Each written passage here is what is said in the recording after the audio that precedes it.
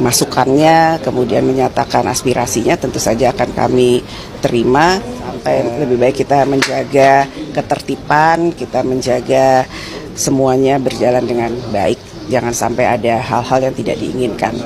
Sampai saat ini kan Komisi 3 masih melakukan menerima masukan-masukan, dan semuanya itu tentu saja akan kami lakukan sesuai dengan mekanismenya. Bu Megawati itu dikabarkan tidak setuju undang-undang perampasan aset. Saya tanya sebagai menteri, Bu, ini rame undang-undang perampasan aset udah selesai, tapi katanya PDP nggak. Bu Mega bilang, loh, saya setuju undang-undang perampasan aset, kata Bu Mega, saya setuju, tetapi polisinya dan jaksanya ditata dulu, karena nanti tuh undang-undang perampasan aset itu bisa digunakan untuk meras orang, bisa. Alasan aja itu, alasan aja. Ya, saya kasih contoh lah, ya. Sebuah kendaraan mewah melanggar rambu-rambu lalu lintas, kemudian diberhentikan oleh seorang petugas atau polisi lalu lintas. Si pemilik mobil mewah ini keluar menghampiri. Apa yang dikatakan kepada polisi? Ada apa, Pak? Anda salah, kata polisi, kan? Anda ditilang. Nah, si pemilik kendaraan mobil mewah ini kan mengatakan, Pak, saya bukan tidak terima ditilang, Pak. Saya bukan tidak mengaku salah, Pak. Tapi sebelum itu, Bapak bereskan dulu itu, Pak. Tadi ada banyak angkot-angkot yang berhenti sembarangan, naik dan turunkan penumpang dengan sembarangan. Itu bereskan dulu, Pak. Kalau Bapak sudah bereskan itu, ya, saya bersedia ditilang. Saya bersedia disanksi. Nah, seperti itulah kira-kira, ya. Seperti itulah kira-kira alasan supaya tidak ditilang, supaya tidak ditangkap, ya. Begitu juga dengan undang-undang perampasan aset ini, ya. Apapun ceritanya, pasti ada yang dilindungi. Ada kader-kader partai yang banyak korupsi.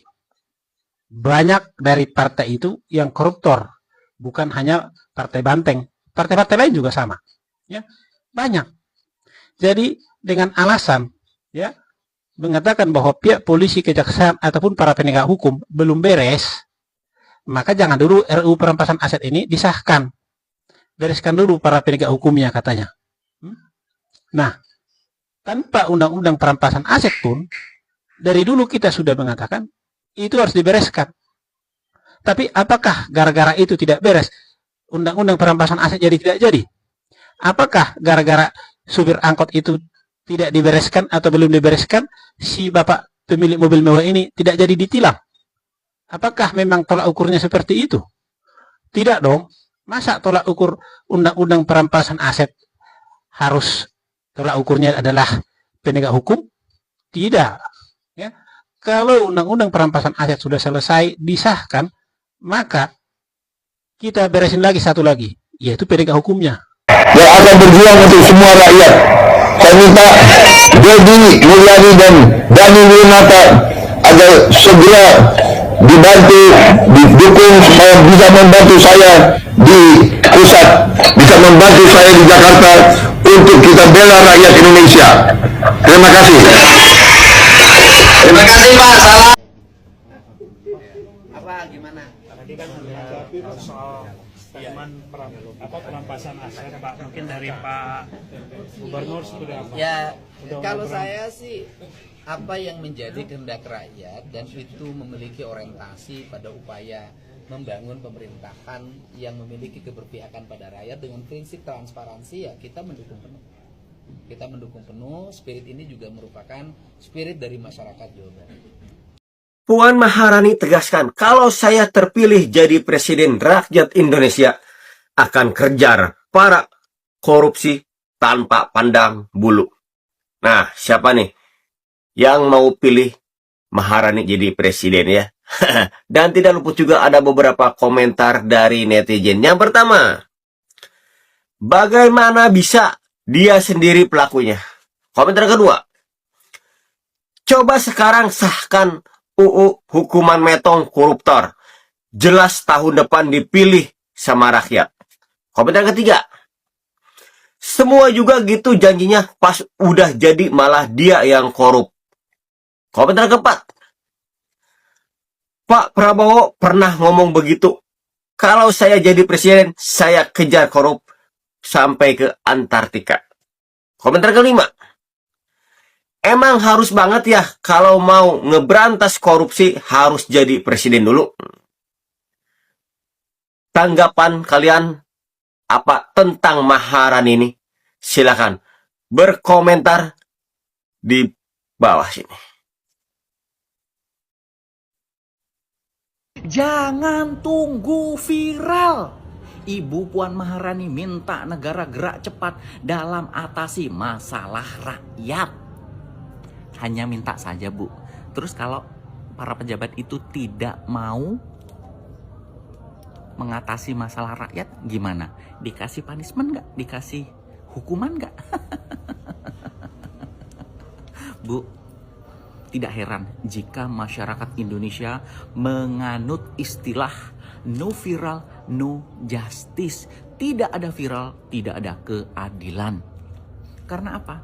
Karena masyarakat sekarang itu sudah sadar, Bu. Mendapatkan keadilan itu susah. Rakyat punya persoalan, rakyat punya masalah. Mengadunya ke siapa? Hah? Mengadu kepada Dewan Perwakilan Rakyat yang katanya menyalurkan aspirasi rakyat. Sudah jarang terdengar, Bu. Terus kita punya problem, kita lapor ke petugas ini bayar, Bu. Kita punya problem ini ke kantor desa, kantor kecamatan, kantor kabupaten, sulit, Bu, aksesnya. Jadi jangan salahkan masyarakat. Kalau apa-apa harus diviralkan dulu, karena dengan viral masalah itu akan diselesaikan oleh negara. Karena apa? Negara atau pejabat itu merasa malu. Loh, kok seperti itu? Ketika masyarakat punya problem, punya masalah, diviralkan, maka negara atau para pejabat itu akan datang sebagai pahlawan. Oh, kok ada masalah ini? Aku selesaikan. Tapi kalau nggak viral, ya udah nggak dianggap masalah itu receh, udah di skip aja. Jadi semua masyarakat Indonesia saat ini ada apa-apa harus viral. Korupsi, pejabat nakal, hal-hal yang berkaitan dengan pemerintah yang tidak baik lah harus diviralkan biar segera diselesaikan. Kalau nggak viral, mereka enak bubuk-bubuan. Gimana menurut kalian, para mulut netizen, dengan statement saya? Kalau memang saya salah, ya dikasih tahu salah ya. Kalau memang Bu Puan yang salah, ya Bu Puan dikasih tahu. Makasih ya. No viral, no justice. Tepat hari ini, tanggal 27 Agustus 2026, di mana masyarakat Indonesia menunggu, anggota DPR pun begitu, terkhusus Ketua DPR, Bibi Puan Maharani pun sama.